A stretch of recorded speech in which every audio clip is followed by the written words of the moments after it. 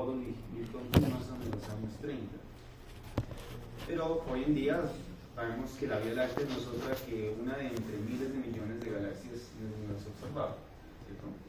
Sin embargo, es muy familiar para nosotros, por ejemplo, esta forma que tiene, esta estructura y al mismo tiempo estas dimensionalidades que tiene, ¿cierto? Sabemos que esta es la galaxia en la que habitamos, en la que vive nuestro sistema solar.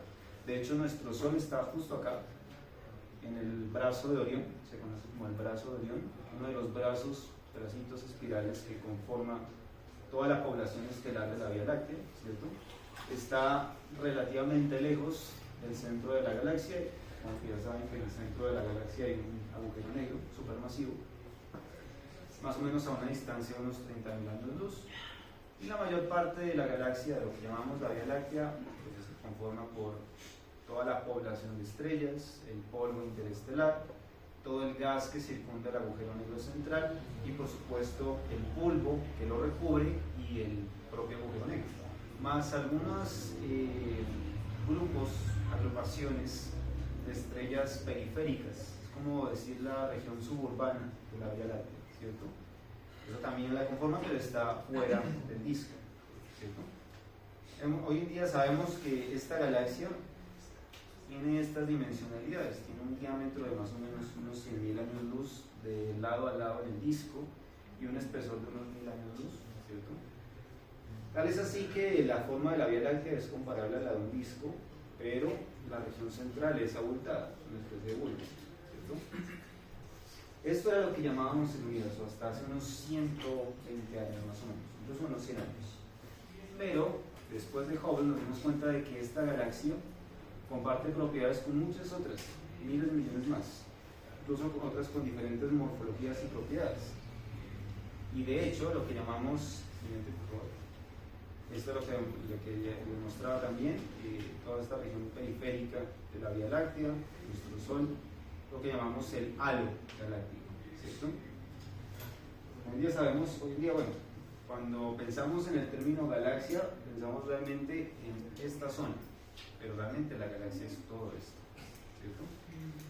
Y fuera de la Vía Láctea, ¿qué tenemos? Lo que llamaríamos el grupo local, el vecindario galáctico, ¿cierto? Donde nuestra galaxia tiene como vecinas unas pequeñas galaxias enanas, ¿cierto? Y por supuesto está la galaxia Andrómeda, que se parece bastante en morfología, ¿no? También es una galaxia espiral, un bulbo central que recubre el núcleo. Parece que también hay un agujero negro en su centro, ¿sabes? Y está a una distancia de 2 millones de años luz. Parece ser una distancia bastante grande, sin embargo, a escala cosmológica es una distancia demasiado pequeña, lo que llamamos el vecindario de nuestra Vía Láctea, ¿sí? Pero si nosotros nos alejamos un poco más, vemos que las galaxias son solo una pequeña porción del universo, de lo que realmente conforma el universo en sí mismo. Y los modelos cosmológicos más recientes siguen aceptando estas proposiciones. Por ejemplo, que solamente una fracción del universo, conformada por esas miles de millones de galaxias, cada una de las cuales tiene miles de millones de estrellas, polvo, materia bariónica, etcétera, tal vez vida, ¿cierto? Solamente conforme un 20%, incluso menos, lo que llamamos la materia ordinaria o bariónica, solo conforma el 4% del universo, mientras que esto que llamamos materia oscura y energía oscura es lo que conforma el universo en su mayoría. En términos ponderados, la energía, esa cantidad llamada energía oscura, conforma las 3/4 partes del universo, mientras que el otro, bueno, es alrededor del 70%, el otro 25% es materia oscura, y el resto es materia ordinaria, lo que nos compone a nosotros, lo que conforma la vida, lo que vemos en la tabla periódica, ¿no? Todo eso es materia ordinaria. Nada que pueda observarse en estas dos entidades llamadas materia y energía oscura, son cosas completamente distintas, ¿cierto? Y a la escala de hoy, digamos, a tiempos contemporáneos y actuales, se acepta que en tiempos del universo temprano, cuando el universo está en plena formación, no había tanta proporción de materia y energía oscura, pero hubo una especie de aumento en las proporciones de energía de materia oscura en el universo a medida que fue evolucionando desde el Big Bang. Cosa que también es interesante porque si ese aumento en las proporciones de materia de energía oscura es cierto, desde el punto de vista de los modelos cosmológicos, podemos decir que esa energía oscura, conforme iba aumentando, también podría aumentar la velocidad con la que el universo se expande, en cuyo caso la energía oscura sería el motor que impulsa esa expansión, ¿cierto? Y que al mismo tiempo esa expansión se refleja en la separación relativa que tienen las galaxias a medida que transcurre el tiempo, ¿cierto? Sin embargo, la materia oscura no se queda fuera. El hecho de que las galaxias se separen a medida que el universo está en expansión implica entonces que existe una especie de interacción entre las galaxias y la materia oscura que genera no solo ese alejamiento misterioso, sino que además regula en un punto la rotación de las galaxias, de toda la población estelar que las conforma, ¿cierto? Pero hasta el momento no hemos encontrado un modelo de observaciones diferente y que se ajuste a lo que nosotros observamos a diferentes escalas en el universo. El Big Bang sigue siendo un modelo potencial y de hecho estandarizado para poder construir cualquier modelo alrededor de la cosmología y para explicar el origen del universo. Y esto también tiene otra pregunta de fondo, y es que si se acepta que el universo está en expansión acelerada o en expansión, entonces debe tener unos parámetros que caractericen su geometría, ¿cierto? Geometría en el sentido de que si el universo tiene una estructura ya sea abierta o cerrada o semiabierta, para cualquiera de esas geometrías el modelo de expansión es igualmente válido. Y podemos ver que las galaxias, si el universo está en expansión, van a estar separándose. En el modelo del Big Bang no solo se sustenta este modelo de expansión, sino que además se sustenta también una especie de epílogo para el universo, una especie de colapso, ¿cierto? Lo que llamaríamos la gran implosión, el Big Crunch, etcétera, varios sinónimos. Y si el Big Crunch lo pudiéramos observar ahorita, tiempo actual, cosa que desde el punto de vista del tiempo cosmológico sería imposible, las galaxias estarían acercándose en lugar de alejarse. Igual tiene que existir la materia oscura como mediador de esa interacción o de ese acercamiento. Esas son preguntas abiertas todavía. Cuando ya tengamos un modelo cosmológico completo que sea capaz de explicar físicamente qué es la materia y la energía oscura y cómo interactúa con la materia ordinaria, entre comillas, para explicar esos comportamientos, ya podremos dar por sentada la cosmología como una ley natural, no como un modelo. Pues bien, esas fueron las preguntas que surgieron a partir de todo lo que estos dos personajes observaron hace unos 100 años. Realmente propiciado por Edwin Hubble, a él se le atribuye toda la primera categoría o el primer catálogo de morfologías de las galaxias. Este es el sistema de morfologías de las galaxias de Edwin Hubble. De acuerdo con sus observaciones, existían diferentes formas para las galaxias. Algunas son de carácter elíptico o de tipo elíptico, con ciertos factores de elipticidad. Por ejemplo, las galaxias E sub 0, en esta categoría serían galaxias, podríamos decir, esféricas, ¿cierto? Mientras que las galaxias tipo E3, de la E3 a la E7, sí se verían como elípticas, ¿cierto? Y estas últimas serían galaxias, llamaríamos a estas lenticulares, que tendrían unas subclases, algunas de las cuales son las galaxias espirales normales, que se saben como espirales simétricas, y otras como espirales barradas, donde los brazos espirales están mucho más separados y en menores proporciones que las galaxias espirales normales. Si ustedes ven este dibujo, bueno, ustedes podrían imaginarse en cuál de estas categorías podría encajar mejor la Vía Láctea, ¿cierto? Si ustedes ven esta figura, ¿a qué categoría creen que se parece más la Vía Láctea?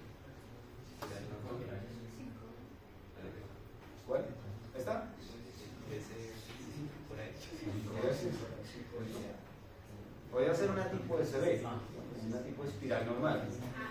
Eso lo vemos por la proporción que tienen los espirales, es bastante, ¿cierto? Pues sucede que la Vía Láctea, aunque no lo parezca, entra dentro de la segunda categoría. Y no es una espiral barrada, pero sí es una espiral barrada intermedia entre SLB y SLC. Tiene esa morfología, por extraño que parece. Lo que pasa es que, por ejemplo, la galaxia Andrómeda sí tiene una proporción de brazos espirales más grandes. Así podría encajar en una morfología como esta, ¿cierto? Bueno, esto es como una forma de contextualizar qué es esto. Esto sigue siendo adoptado en la astronomía actual, aunque ya hoy en día hemos observado más morfologías diferentes para las galaxias.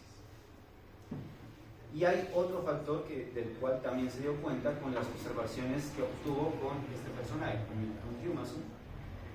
Cuya historia es muy interesante, porque Humason, a diferencia de Hubble, pues no tenía la misma preparación académica que Hubble.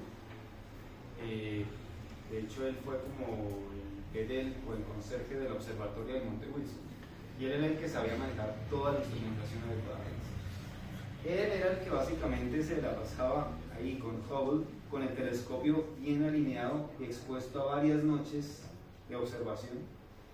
Y Humason fue quien dedujo una forma adecuada de obtener los espectros de todas esas galaxias que observaba. Y con esos espectros fue que encontró o dedujeron que todas las líneas espectrales que se obtenían a partir de las galaxias no estaban ubicadas en las longitudes de onda o en las frecuencias esperadas, sino que más bien estaban desplazadas una determinada cantidad. Era lo que se llamaba el corrimiento hacia el rojo, o el redshift, o también corrimiento hacia el azul, o blue shift. Sucede que ese corrimiento hacia el rojo permitía entonces decir que esas galaxias estaban en movimiento, que no eran estáticas con respecto a la Vía Láctea, ¿cierto? Y ahí fue cuando, bueno, esta es una forma más adecuada, una forma más representativa de estas morfologías. De hecho, la Vía Láctea entra mejor dentro de la categoría SBB, una de las galaxias espiral barrada, especialmente porque están más separaditas los brazos. Yo tenía otra siguiente, estas fueron las primeras observaciones que obtuvieron de estos primeros objetos, y estos fueron los espectros que encontraron. No se ve muy bien, lo que pasa es que esta ilustración proviene de un libro llamado Los 3 primeros minutos del universo, uno de los libros de divulgación de la cosmología más, desde mi punto de vista, más completos, en conjunto con libros como Historia del tiempo de Stephen Hawking. Sucede que en estos objetos encontraron que las lineecitas, no sé si se puede ver con detalle, aquí están, justo aquí, hay unas lineecitas, esas son las líneas espectrales, características de la presencia de ciertos elementos en los núcleos de las galaxias.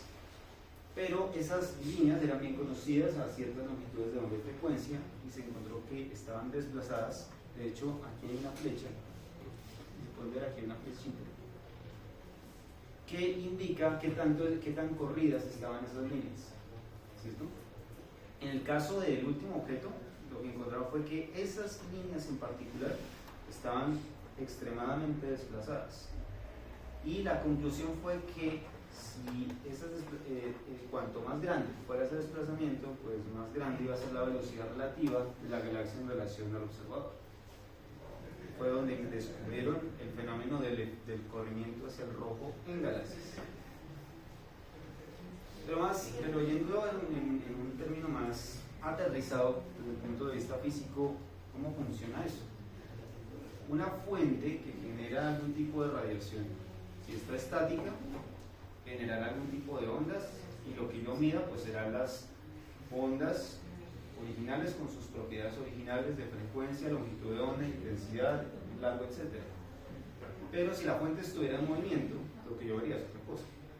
Si el objeto estuviera acercándose a mí, entonces yo vería las ondas que se mueven en la dirección del campo visual de la fuente, y entonces la longitud de onda aparente que yo registro es menor. O sea, son longitudes de onda menores o frecuencias más altas, características de las bandas del espectro visible tipo azul, ultravioleta. Esos son los colores pues, las longitudes de onda del espectro visible con menores longitudes de onda o con mayores frecuencias, y viceversa. Si el objeto estuviera alejándose de mí, lo que yo vería son las ondas que deja detrás de sí, con mayores longitudes de onda, ¿cierto? O menores frecuencias, característico de la otra región del espectro, que es el rojo y el infrarrojo, etc., ¿cierto?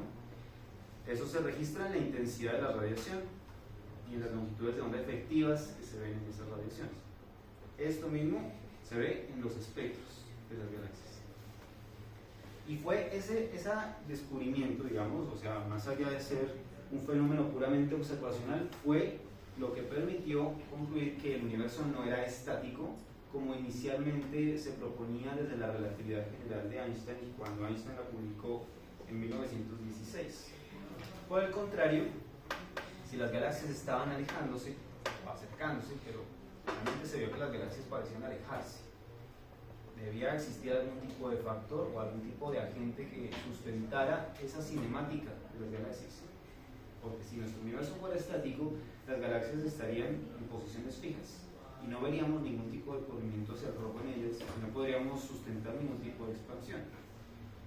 Lo que demuestra aquí, más allá de ser pues una retahíla de ecuaciones, son las fórmulas, por una parte, más representativas de la cosmología observacional y por otro lado, el puente entre lo observado y toda la estadística que se puede hacer. Aquí les presento la relación entre la velocidad de la galaxia y la distancia aparente entre la galaxia y el observador. Esta es la ley de Hubble, en la cual esa velocidad, llamada también velocidad de recesión, era proporcional a esa distancia, o también la distancia era proporcional al corrimiento hacia el rojo. Y sucede que la pendiente o la constante de proporcionalidad dependía de otra constante, llámase esa constante, la constante de Hubble, la velocidad de expansión, ¿cierto? Esta constante mide o establece a qué velocidad se está expandiendo el universo, pero en el tiempo actual, no desde el Big Bang, sino en el momento actual. Y existe el debate, y eso forma parte de una línea de investigación completa, de que la constante de Hubble tuvo diferentes valores a lo largo del universo en su evolución. Más allá de eso, lo que sucede entonces es que en lugar de definir una constante de Hubble para todo el universo en todos sus procesos de evolución, más bien podemos hablar de el parámetro de Hubble, h, como una cantidad que está directamente relacionada con el corrimiento hacia el rojo. Y que esta cantidad h sub 0 es el valor que nosotros medimos hoy en día para la constante, para ese parámetro de Hubble. Este valor, más allá de ser solo un valor, representa toda una línea de debates. ¿Por qué sucede que podemos, a través de herramientas como estas, teniendo como datos de entrada el brillo aparente de las galaxias o de otros objetos, podemos asociar esos brillos aparentes con la distancia en la que se encuentran y con eso hacer un estimativo de la constante de Hubble con todos estos datos, con el brillo y con el corrimiento hacia el rojo del objeto. Con esto se puede hacer toda una estadística alrededor. Y sucede que con ciertos objetos se ha encontrado que ese valor de la constante de Hubble era este valor, aproximadamente 72 kilómetros por segundo por megapascal. El problema es que ese valor no coincide con otras observaciones. ¿Y por qué es tan importante esa constante? Porque con eso es que nosotros podemos hacer un estimativo de la edad del universo. Digamos, en concordancia con los postulados del Big Bang, esa constante de Hubble nos conduce a esta edad del universo que pues, es muy familiar para nosotros. Se habla de que tiene 13.700 millones de años, pero la verdad es que se habla de muchas cosas alrededor de la edad del universo. Y hace unos 40 años, de hecho, esa edad del universo estaba estimada en 15.000 millones, 15.000 millones de años. Claro, en aquel entonces no se tenían observaciones tan precisas de la energía oscura, ni tampoco de la constante de Hubble, ni de los objetos sobre los cuales se hace esta estadística como para obtener un dato más certero, ¿cierto? Lo que pasa es que hoy en día tenemos observaciones de todo. Tenemos observaciones, por ejemplo, de la radiación que proviene de todas las direcciones del universo, que se llama la radiación cósmica del fondo. Con esa también podemos medir esa constante. E incluso con algunas estrellas supernovas podemos medirlo. Y sucede que con las estrellas supernovas se obtiene este valor, pero con la radiación cósmica de fondo ese valor es diferente, un valor del orden de 67. Esa discrepancia entre el valor de la constante de Hubble para diferentes observaciones es todo un problema, se llama la tensión de Hubble. Eso es todo un problema, toda una línea de investigación. Pero entonces, ¿cómo lo vemos, digamos, desde el punto de vista de la expansión? En el universo temprano, digamos, o sea, esto es lo que veríamos en unos estadios evolutivos del universo mucho más tempranos, ¿sí? Y toda la radiación que proviene de esos objetos, entonces, llega hacia nuestros observadores, pero hay otros objetos que están, digamos, presentando intensidades mucho más altas, de alguna manera generan predominancias en las observaciones directas. Esas son las estrellas supernova tipo 1, sobre esas se mide la constante H0, también sobre estas estrellas variables Cepeidas también se hace una medición de la constante de Hubble, y sucede que para estos estadios evolutivos bien atrás, estamos hablando del universo temprano, tiene lugar toda esa radiación que escapó luego de los primeros instantes posteriores al Big Bang, que es la radiación cósmica de fondo. Como pueden ver, las distancias que nos separan son demasiado grandes. Entonces estamos hablando de millones de años luz, cientos de megaparsecs. Siempre hay que tener en cuenta entonces el efecto de corrimiento hacia el rojo en toda observación.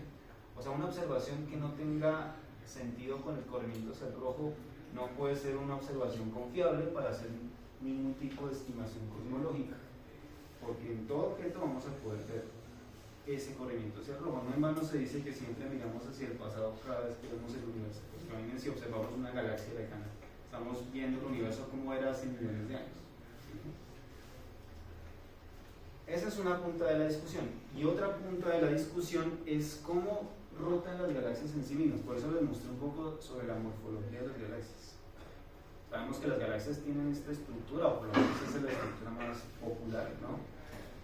Pero más allá de eso, ¿cómo se mueven las estrellas en las galaxias? ¿Cierto? Bueno, sucede que aquí hay dos gráficas. En esta gráfica se representa la velocidad con la que las estrellas rotan, digamos, dejando de lado algunos términos, sería la velocidad con la que las estrellas rotan, una especie de velocidad tangencial en función de la distancia radial desde el centro. Lo que nosotros esperaríamos, de acuerdo con la mecánica newtoniana, con la ley de gravitación universal, es que las estrellas que se encuentren más lejos deberían girar más despacio, ¿cierto? Claro, es lo que vemos en el sistema solar, ¿no? Los planetas más alejados se mueven más lentos que los planetas más cercanos. Eso mismo deberíamos ver en toda la población estelar de las galaxias.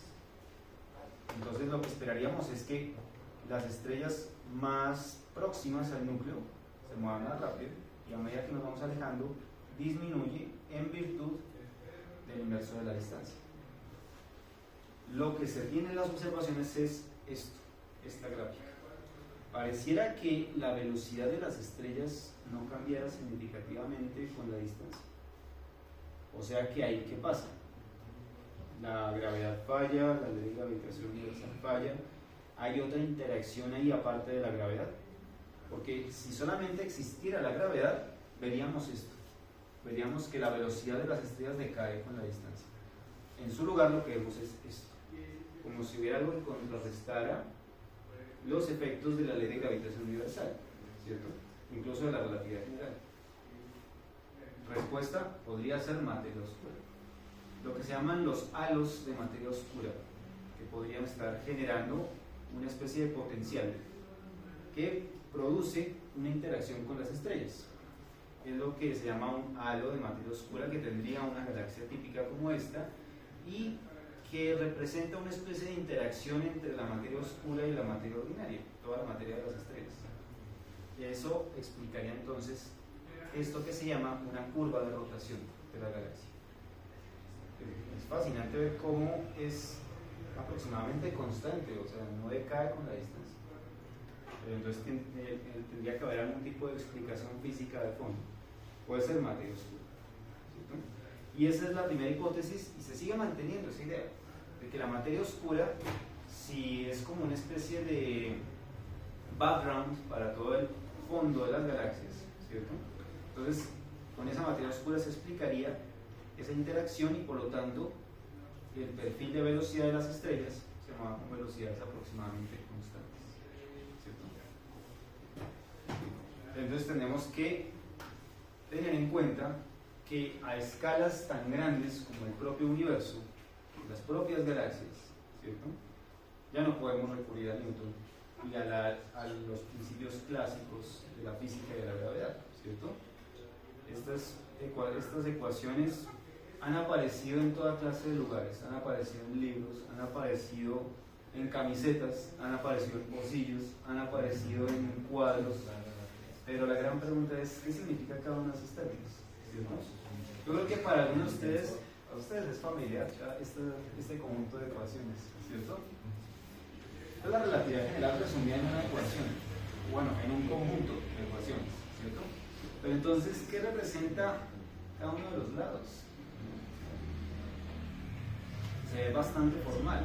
Incluso por aquí aparece esto que se llama la constante cosmológica, con la cual se motivó la teoría de que el universo se expandía y que no era estático.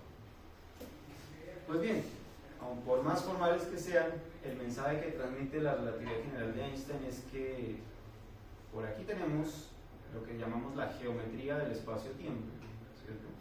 O lo que es lo mismo, la forma de la gravedad, del campo gravitacional, y en el otro lado, ¿qué podríamos tener? Las fuentes de gravedad, los campos de materia, la materia, ¿cierto? Entonces hay una relación directa entre materia y geometría, cosas aparentemente distinguibles e independientes cuando pensamos en la física de Newton, ¿cierto? Según Newton, el espacio y el tiempo son inmutables, la presencia de materia no afecta las propiedades del espacio. Entonces yo puedo tener dos partículas acá, separadas a una cierta distancia, esas seguramente van a interactuar a través de la gravedad, pero la geometría del espacio alrededor de ellas es la misma que si no estuvieran, ¿cierto? No, en la relatividad general eso no pasa. La presencia de materia genera una curvatura cuya estructura o cuya simetría depende de este campo de materia, ¿cierto? Eso es lo que dicen las ecuaciones de campo de Einstein. Y sucede que en cada uno de estos elementos, llamados tensores de curvatura y tensores métricos, aquí está toda la información de esa geometría, de cómo es esa geometría. Mientras que en el otro lado, ¿qué hay? Toda la información relacionada con las propiedades de esa materia que está generando esa curvatura. Masa, densidad, momentum, volumen, temperatura, entropía, etc. Todo eso, ¿no? Por supuesto, pero siguen existiendo y ahí permanecen algunas de las constantes fundamentales, como la constante gravitacional y la velocidad de la luz. Es muy interesante ver que esas, aunque algunas de ellas las vemos desde la física clásica, siguen teniendo asidero ahí. Y eso es para que se den cuenta de que, aunque la relatividad general representa un esquema totalmente diferente del establecido por Newton con los principios de matemática, no es que el modelo de Newton o la física de Newton fuera incorrecta. Sucede que realmente la física de Newton, la ley de gravitación universal y todo eso es un caso particular, muy particular de este esquema que es más generalizado. Y por supuesto, por llamarse relatividad, todo evento que nosotros medimos en el universo tiene que tener una especie de causalidad. Esa es otra de las figuras más representativas de la relatividad. Y esta representa básicamente cómo es la evolución de un evento físico a lo largo del tiempo y del espacio, y cómo puede ser la conexión de ese evento que está aquí en el origen con eventos futuros o eventos pasados. Eso es lo que se llama la causalidad del espacio-tiempo, o a la causalidad de los eventos. Entonces, de acuerdo con la relatividad especial de Einstein, eventos que están dentro de estos llamados conos de luz, por ejemplo el cono de luz pasado, tendrían conexión causal con el evento que está en el origen, y entonces como una especie de secuencia de eventos. Entonces todo evento que esté conectado causalmente con el evento que está en el origen, pues de alguna manera es como un evento que le precede y de alguna manera generó una influencia para que este evento ocurriera. Y ese evento a su vez estará conectado causalmente con eventos que estén en el cono de luz futuro. Tal es así que al final lo que se forma es una especie de curva constituida por todos esos eventos conectados causalmente con el evento principal, ¿no? Es lo que en relatividad de Einstein se llama una línea de mundo o una línea de universo del evento. Cuando hacemos observaciones, no solo de las propias galaxias, sino también de la expansión del universo, todo lo que vemos tiene que tener sentido desde el punto de vista de la causalidad de los eventos. Eso significa que para que la expansión del universo tenga sentido, tuvo que haber ocurrido un evento anterior, como por ejemplo la formación de energía oscura a partir del Big Bang, puede ser, y por supuesto eventos futuros o posteriores a esa expansión, puede ser una posterior ralentización de esa expansión hasta que llegue un momento en el que esa expansión se detenga y el universo empiece a colapsar, algo que está soportado por el Big Bang. ¿Listo? Pues bien, visto en esa perspectiva, así es como nosotros concebimos el universo, concebimos la gravedad, concebimos la gravedad ya no como una interacción, sino como algo geométrico. Y por supuesto, cuando observamos galaxias y cuando observamos la expansión del universo, todo lo medimos en este tejido llamado espacio-tiempo. Pueden ver aquí en esta ilustración la conexión entre materia y geometría establecido por las ecuaciones de Einstein. La forma y las propiedades que esta geometría tenga le dan la forma o moldean el espacio-tiempo. Entonces no es solo como simplemente poner una bola acá en una cuadrícula y que se ondula alrededor de ella, ¿cierto? El Sol, por ejemplo, tiene estructura esférica.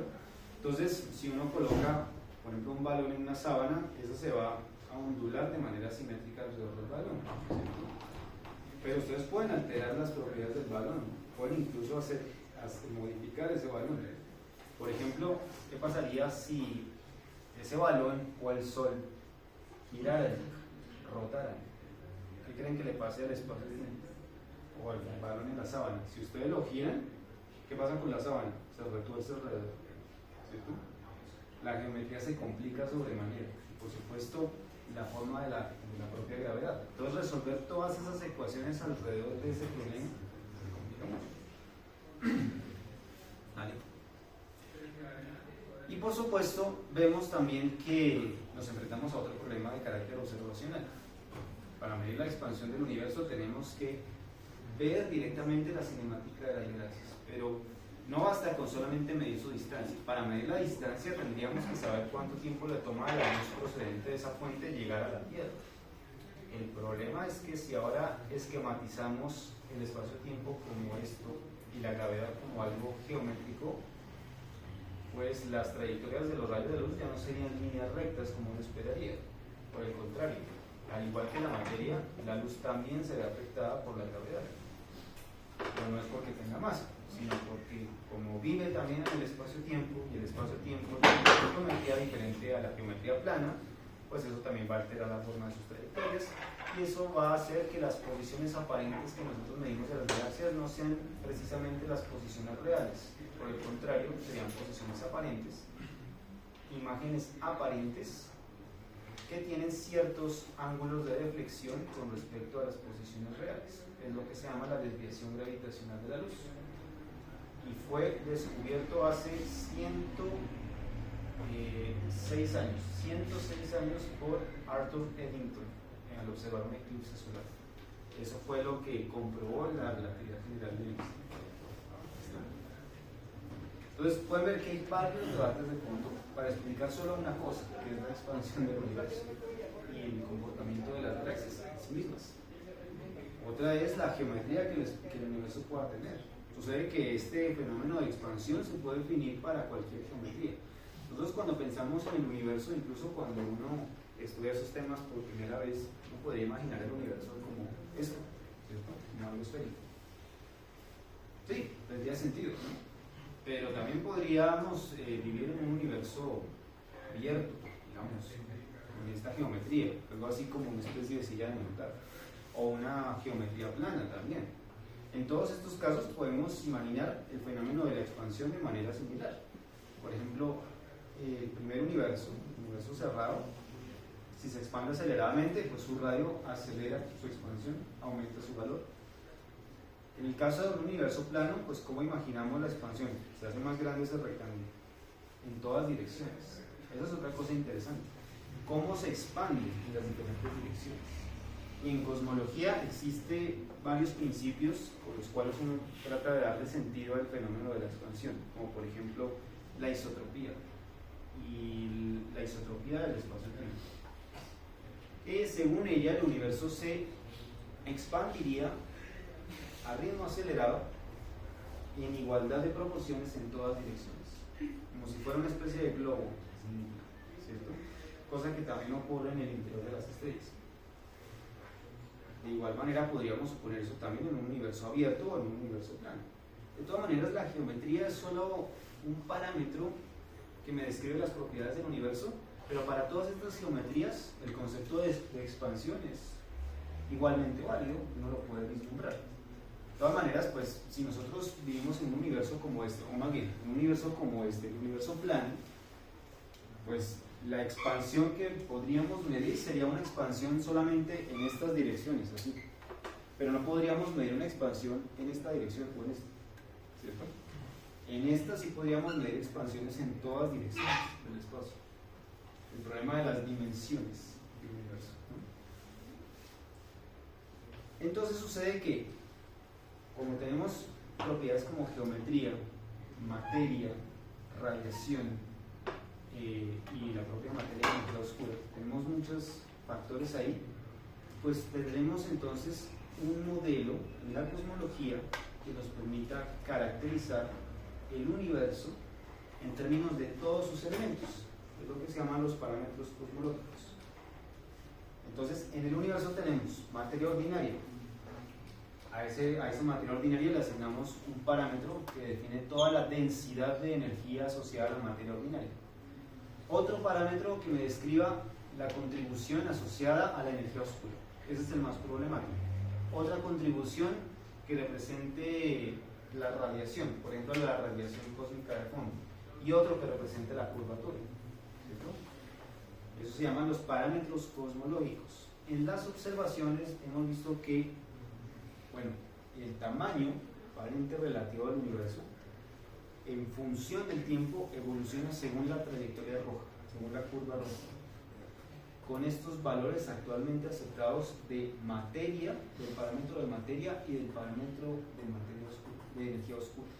Entonces, según esto, al haber una aparente mayor proporción en la densidad de energía oscura, en la densidad de energía oscura, pues claro, eso justifica también que haya más energía oscura que energía ordinaria o materia ordinaria en el universo, y eso haría entonces que el tamaño del universo crezca a este ritmo. O sea, crece, pero no a una velocidad constante, sino a un ritmo acelerado.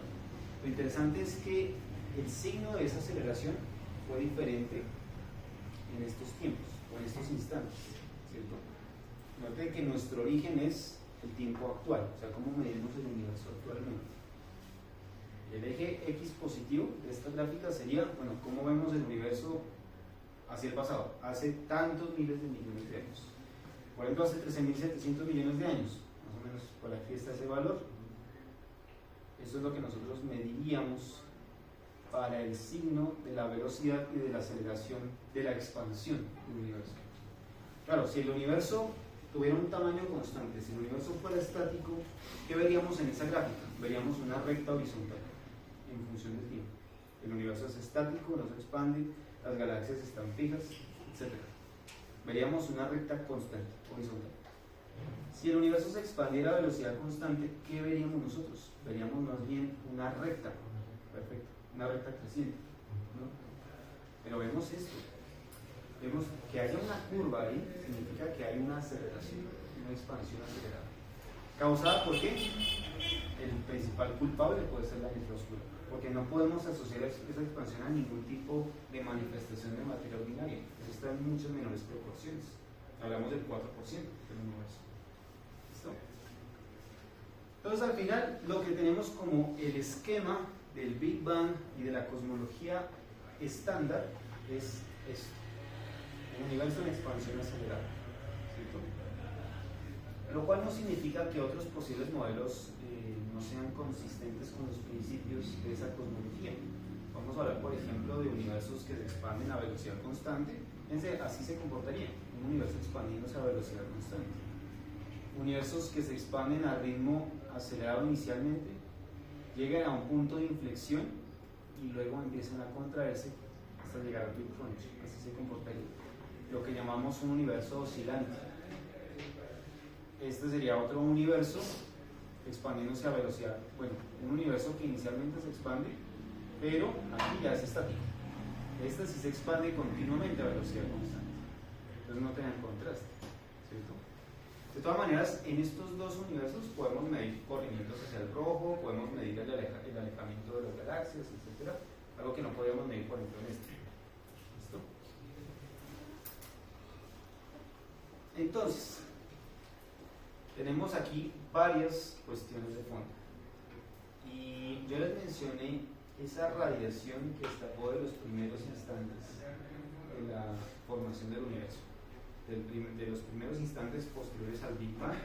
Eso sería lo que llamaríamos la primera luz. Se remonta a estos instantes, más o menos unos 500 millones de años posteriores al Big Bang. Y esa es la radiación que seguimos midiendo hoy en día y sobre la cual seguimos haciendo estadística para medir la constante de Hubble y la velocidad de expansión, la velocidad de separación de las galaxias, la velocidad de la recesión. ¿Cierto?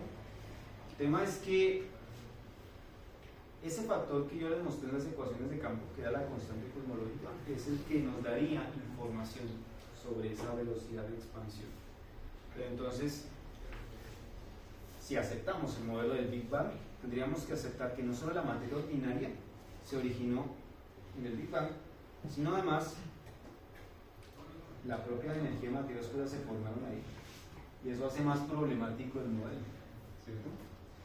Que además se llama Big Bang. Es como decir una gran explosión. Antes se le llamaba una gran explosión, pero no tiene nada que ver con una explosión, sino más bien con una expansión que tuvo lugar desde un momento cero y a partir de ahí empezaron a expandirse el espacio y el tiempo, y solamente unos instantes después empezaron a formarse las primeras partículas, las primeras manifestaciones de la radiación, y con eso la materia ordinaria. Entonces, la idea de la materia de la energía oscura tiene que tener sentido con estos esquemas. Y en ese caso, ¿cómo se formó la materia oscura al tiempo que se formó la materia ordinaria? Otra pregunta.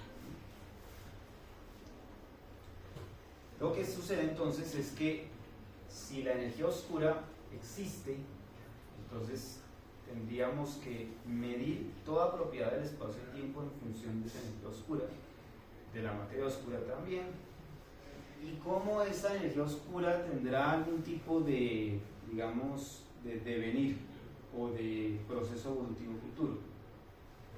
O sea, ¿quién me dice que la energía oscura no tiene propiedades físicas y que esas propiedades físicas son constantes en el tiempo? De todas maneras, la energía oscura no tiene ningún tipo de relación con las propiedades de la materia ordinaria, de lo contrario ya la habríamos caracterizado. Tiene que tener otras propiedades distintas, ¿no? Y este es como un mapa, es como el planisferio, o más bien el mapamundi del universo. Así es como ya vemos el universo en sus escalas más globales. Es precisamente la distribución de temperatura y de fluctuaciones de temperatura y densidad de la radiación cósmica de fondo en las diferentes regiones del universo. Esas variaciones térmicas aparentes del espacio en la propia radiación es lo que se conoce como una anisotropía, va en contraposición a lo establecido por el principio de isotropía en la cosmología estándar, pero esta es la que también nos permite establecer propiedades más precisas de esa radiación cósmica de fondo. ¿Y qué pasó con esa radiación en los primeros instantes de formación del universo?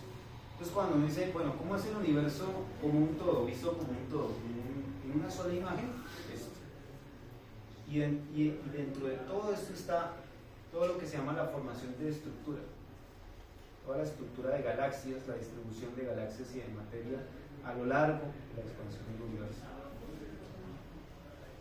Pues bien, sucede que para medir todos esos parámetros tenemos que empezar con algún tipo de objeto, algún tipo de observación. Necesitamos observaciones para poder sustentar estos modelos, porque de lo contrario eso se queda en el papel, ¿cierto? Estos personajes demostraron que con las supernovas tipo 1 ya se podía hacer esas mediciones, lo cual es chévere porque las supernovas, los conocemos bien, estadios evolutivos finales de estrellas decenas de veces más masivas que el Sol, estrellas mucho más calientes, mucho más masivas. Esas colapsan como supernovas. Cuando ya se les agota el combustible nuclear, empieza a colapsar bajo la gravitación del núcleo, y eso genera una posterior explosión. Lo que queda de la estrella es lo que termina colapsando a una estrella de neutrones y luego a un agujero negro. Estos personajes demostraron entonces que con el brillo de esas supernovas se podía medir la constante, y de alguna manera se podía construir o empezar a construir una discusión alrededor de por qué hay discrepancias en la constante de Hubble para ciertas observaciones en relación a otras, lo que les decía la tensión de Hubble. Entonces, para poner todo esto en contexto, en unas poquitas ecuaciones, el universo tiene una densidad tal, en un tiempo tal, y esa densidad se compone de una superposición de varias densidades: densidad de materia, radiación, energía oscura y curvatura. En general también debería estar la densidad de energía asociada a la curvatura, solo que a escalas, digamos, mucho más grandes de distancias, podemos asumir, y eso lo asume el modelo cosmológico estándar, que esa densidad de curvatura es cero. La de curvatura es como si fuera un universo plano, flat geometry se llama. Pero en general también tiene que estar la densidad de curvatura si el universo tuviera una curvatura diferente o una geometría diferente a la plana. Y por lo tanto a cada una de esas densidades de energía se les asocia un parámetro cosmológico, como esos que aparecen aquí. Aquí aparece el de la curvatura, como si la curvatura contribuyera físicamente a las propiedades del universo. Y eso que es geometría, pero ojo, es geometría del espacio-tiempo, no geometría del solo espacio, sino del espacio-tiempo. Entonces, ¿cómo relacionamos esto con la medición de la constante de Hubble? Estas son las que se llaman las ecuaciones de Friedman, donde se relaciona el parámetro de Hubble con la constante de Hubble y con el corrimiento hacia el rojo. Estos términos dependen cada uno de un parámetro diferente, ¿no? Y el último es el que nos tiene que decir qué tanto contribuye la energía oscura en el comportamiento de la constante de Hubble. El último. Ya los otros son cosas más discientes del universo como tal, pero eso ya es de energía oscura.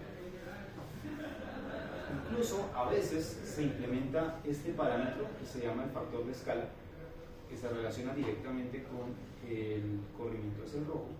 Y sucede que para el universo actual Z es igual a 0, en el momento actual. O sea que en el momento actual ese factor de escala vale 1, pero para otros valores es Z. Entonces ese valor tiende a disminuir para valores más grandes de corrimiento hacia el rojo. Sucede que cuanto más lejos se encuentre un objeto, en una galaxia o un quasar, más grande será su corrimiento hacia el rojo. Entonces eso hace que el factor de escala disminuya. Y entonces, ¿cómo modelamos ese último término? A través de complicadas ecuaciones, dentro de las cuales hay una que se conoce como la ecuación de estado de la energía oscura. Ahí ya se trata de modelar la energía oscura como una contribución física, pero es una contribución que también va a depender del corrimiento hacia el rojo. Entonces, dependiendo del modelo que se disputa para describir la energía oscura, se resuelve todo este conjunto de ecuaciones y con eso se resuelve el parámetro de Hubble.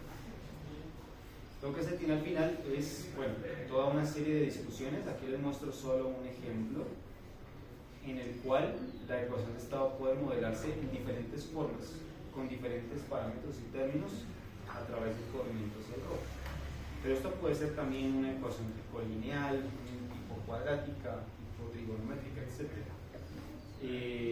Obviamente sus parámetros tienen que poder medirse y poder establecerse una estadística alrededor de esos parámetros, ¿no?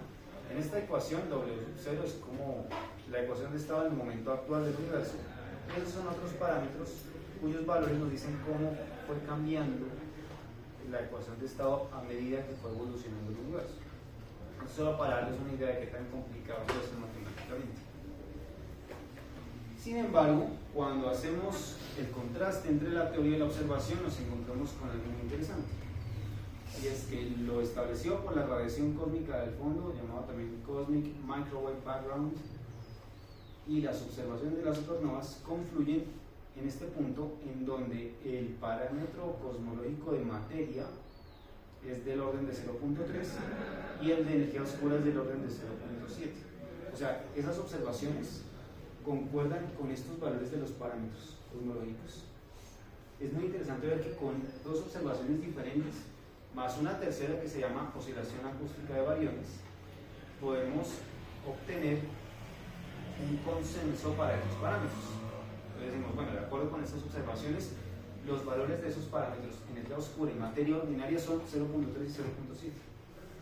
El problema es que la constante de Hubble no coincide con esas, o sea, las tres observaciones no coinciden con la observación de la constante de Hubble. Cada una de ellas arroja un valor diferente para H0. CMB arroja un valor de 67, mientras que las supernovas arrojan un valor de 72, incluso de 73. Oscilación acústica de bariones tipo 71, más o menos.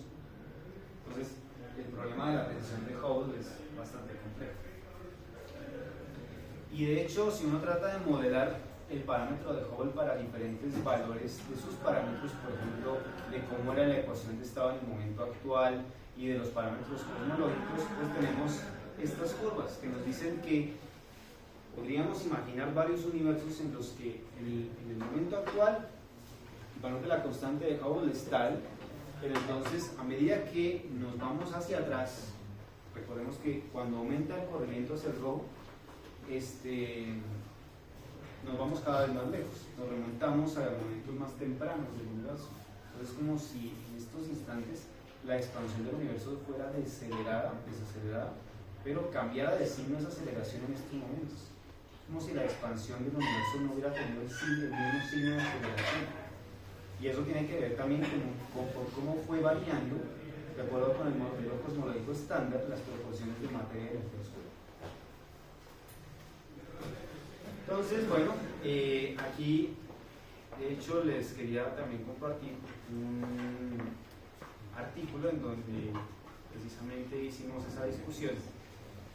Estimamos un valor más preciso para la constante de Hubble a partir de supernovas únicamente, pero considerando otros modelos de ecuación de estado para la energía oscura, como esa ecuación que les mostré ahorita.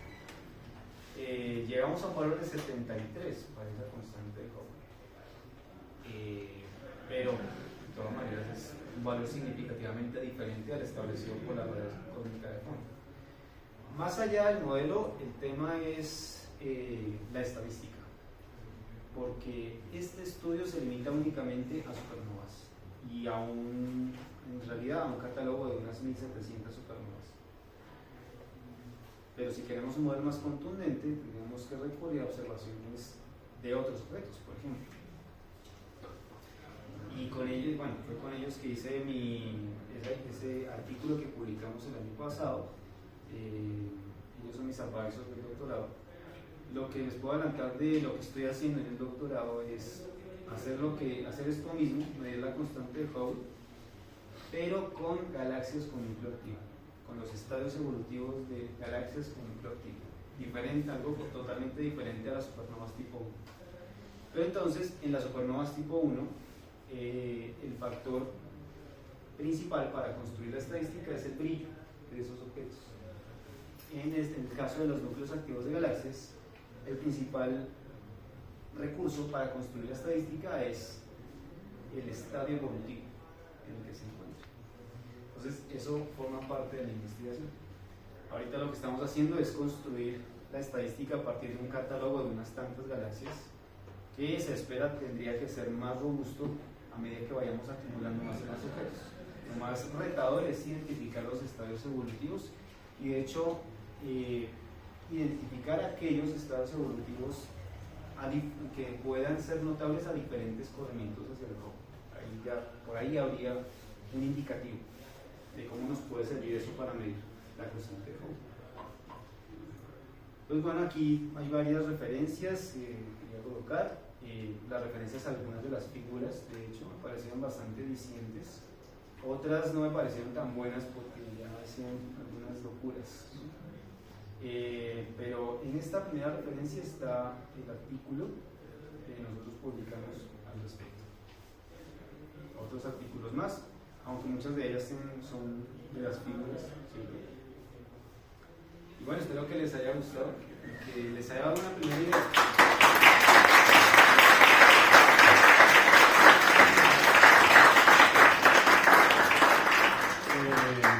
Muchas gracias al profe Seba Rueda. Él dicta aquí varios cursos como Astronomía para Todos, Objetos Astrofísicos. No sé qué otra materia estarás dictando ahorita, profe, o algo similar. Este semestre estoy dictando Astronomía para Todos. Astronomía para Todos. Si tienes la oportunidad de poder inscribirla por algún milagro del CIA, inscribirla. Uy, sí. Muy difícil el semestre, por ejemplo, tuve como 20 solicitudes sobre cupo y solo 2 chicos pudieron inscribirme. Yo quedé más triste al respecto porque a mí me gusta ver el auditorio lleno. Sí. Entonces, es una materia muy chévere. Sí, es una materia muy chévere, es extremadamente difícil de inscribir y tiene una cosa interesante y es que va desde los niveles más básicos hasta poder llegar a entender todo el montón de ecuaciones raras que vimos ahí, donde todos nos quedamos como, uy, ¿qué es esto? Tranquilos, eso después con el tiempo les aseguro que se llegará a entender. Y el profe precisamente dicta esas materias que son para entrar aquí al observatorio, pues Astronomía para Todos, Introducción a la Astronomía es otra también chévere, junto con objetos astrofísicos. Entonces, pues nada, profe, muchas gracias. Y vamos a prender la luz, así que pedí sus oídos. ¿Listo? En otras noticias, vamos a ir al edificio de geología, porque creo que hay una cosa que tenemos que hacer con un telescopio, ¿cierto? Sí. Bien, entonces, si quieren ir con nosotros, pues podemos ir hasta allá. ¿Listo? Y importante, asistencia, ¿listo? Entonces, busquen a una persona que tenga un carnet para poder hacer el escaneo del QR para